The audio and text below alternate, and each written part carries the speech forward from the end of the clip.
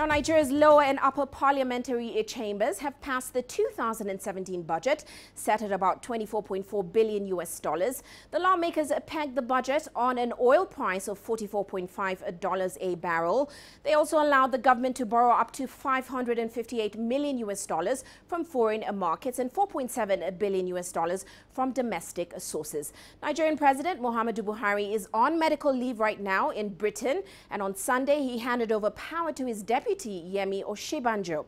Nigeria is in its second year of recession brought on by low oil prices, which of course have slashed government revenue, weakened the naira and caused chronic dollar shortages. Last year's budget was delayed for months due to disagreements between lawmakers and the presidency, cutting the supply of money for government activities and certainly deepening the economic crisis.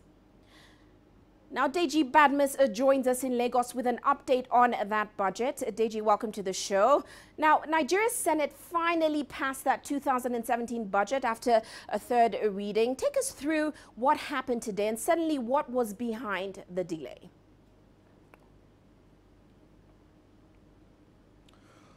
Well, first, let's start with the last question. What exactly was behind the delays? The lawmakers have actually come out to say the reason why the budget was delayed was because they had to do detailed work, so to speak. That because of what happened with the last budget, where we had this budget padding controversy, that they wanted to avoid that. And so they had to do their work.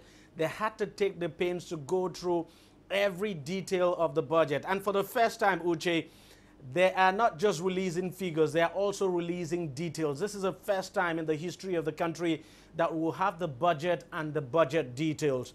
In the past, what we used to have was that you would have the budget figures out and then it might take months before you have the details. But now you have both the budget figures and the details for everyone to see. And then what we have now is a harmonized version of the budget. So we have the harmonized version comprising that of the House of Representatives and that of the Senate. So these are the reasons why the Senate, the lawmakers say it took a long time to get the budget out. Uche? Now, Deji, we also heard that the National Assembly did increase the spending plan from about $22.8 billion to about 23.3 or 24.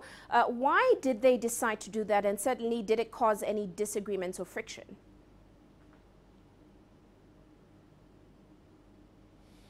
Well, we don't expect this to cause any kind of friction at all between the lawmakers and the executive. As a matter of fact, you look at some of the adjustments they made in the budget, they definitely would have consulted with the executive before adding up those figures. Altogether, they added 143 billion naira to the budget. Do the mathematics, you have that in dollars. Now, they made provision, for instance, for the second runway, the Abuja runway now, the second runway, which is bad. They made provision for that, providing actually 5.8 billion naira. They also made provision for the National Youth Service in this country, the backlog of allowances that has not been paid by the federal government. They made provision for that. They also made provision for the amnesty program, which of course, you know, is very key for militants in the Niger Delta region.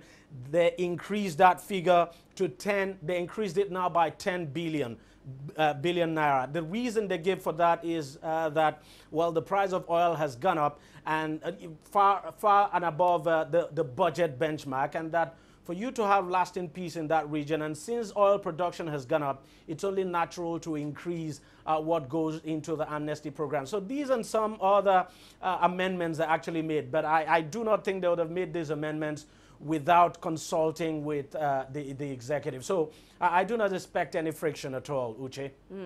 Now, Deji, of course, this passing is good news for Nigeria, which of course is facing a deepening economic crisis.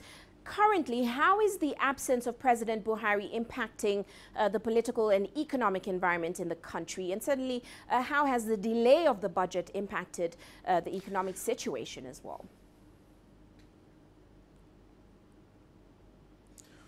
Well, let's not forget that the last budget actually functioned until 1st of May this year. So the lifespan of the last budget actually expired the 1st of May this year.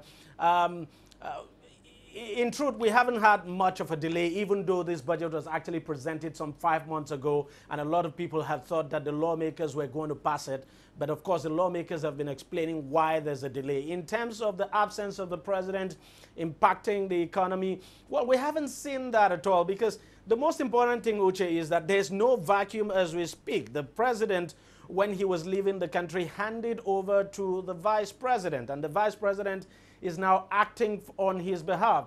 And the first time when President Buhari left for his medical checkup, he did the same thing. And of course, the vice president did a good job by running the economy. So people are pretty confident that the vice president is a capable hand and that he'll be able to run things. So there's no vacuum at all. We are not seeing any impact, so to speak. I mean, negative impact now on the economy. If anything, a lot of people expect that things would move up, you know, speedily this time, especially when you consider the fact that these lawmakers and the executive, of course, appreciate the fact that this economy needs to get out of recession and needs to do so very fast.